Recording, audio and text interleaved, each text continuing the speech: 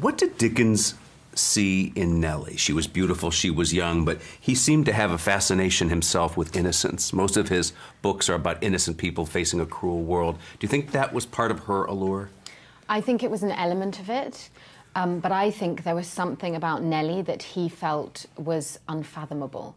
I think he saw human nature very clearly, and he saw, he could see character, human character, very quickly. And I feel like there was something about Nellie that he couldn't quite pin her down. I think there was something elusive about her that drove him crazy.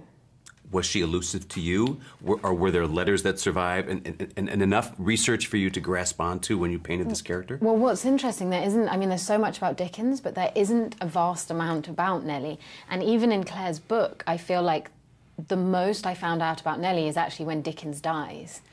And that's when there's much more material about her, and you understand that she was this incredibly vibrant woman, sort of loved horse riding, very intellectual, politically engaged. And so I used that information to try and sort of work back and see how she would have been when she was younger.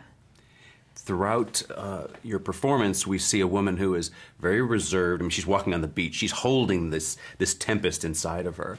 But that was the times, too, wasn't it? The Victorian times. But do you get a sense that she was reserved, that she kept her place in the world? I think she was deeply, deeply shy. And we know there are accounts of her getting ready to go on stage and sort of dreading it. She didn't enjoy that public exposure. She wasn't a show woman in that way. And I think she was quite an introvert. I think she, in many ways, there was something very contained about her, which I think is partly the time, and partly she was trying to work out how she could use her. I don't think she was someone who used her kind of sexuality in order to progress. She was someone who wanted to use her intellect. They were both so cautious about keeping this a secret. But what is surprising in seeing this history brought to life in your movie is that she was flirting with revealing it by publicly showing these books and this memorabilia, publicly talking about her past knowledge of him. Do you think that was kind of her way of winking at the world? I think it was her way of, I think it was such a huge part of her development as a person that it sort of erupted out of her without her without her being too conscious about it. That it sort of was such a big part of her that she couldn't help but try. And it's also, I feel like she's trying to understand it herself. She's trying, she's almost trying to exorcise. I feel like Dickens is a ghost, and she's trying to exorcise him in some way in those later years. It's unclear if her husband knew this happened or not. He didn't. Okay. No, she kept it absolutely a secret from him and from her children as well. And actually, Geoffrey, who you see, the younger Geoffrey, he desperately wanted to be an actor, her son, but she'd never told him of her theatrical past and insisted that he went into the military. She was quite a tough woman. And then he found out, he discovered the letters between her and Dickens and discovered this huge past and burnt everything. So it's quite fascinating that she concealed it even from her children and husband. Was she with Dickens up to his death? She was, yes. They were together for the last 13 years of his life.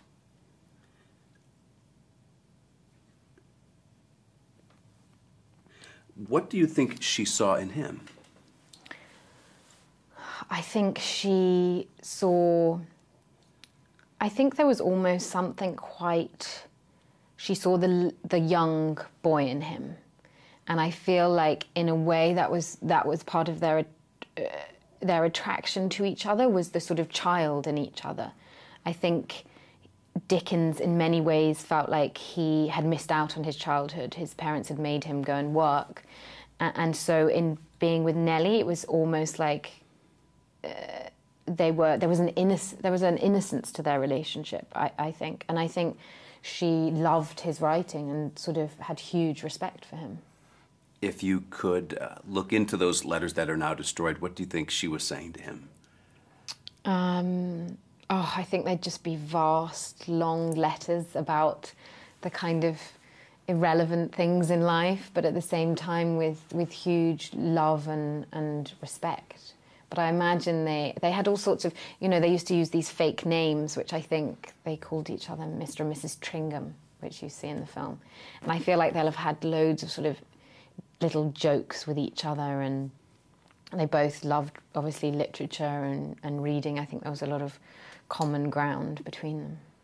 And what do you find most fascinating about her? The thing that I think about even now, sometimes I'll be doing something and I'll think, what would Nellie do in this situation? And I feel there's this, I can feel it now, there was this real strength in her, absolute, a sort of core strength in who she was. And what do you think Dickens was really like as a person? He was a really cruel man. What is not shown in this movie is the many other terrible things he did to that wife. Do you know he forbid his children ever to see their mother again? Yes. That's not said in the movie. I was surprised. Well, I know, and it was only Charlie who went against his father, the eldest, who went and would see his mother. I hope that the film portrays him in a truthful way. I think in many ways it's deconstructing this idea of the great man. I think he was flawed and complicated and could be very cruel, at the same time very brilliant. Okay, that's it. Thank you. Thank you. Thank you. But it is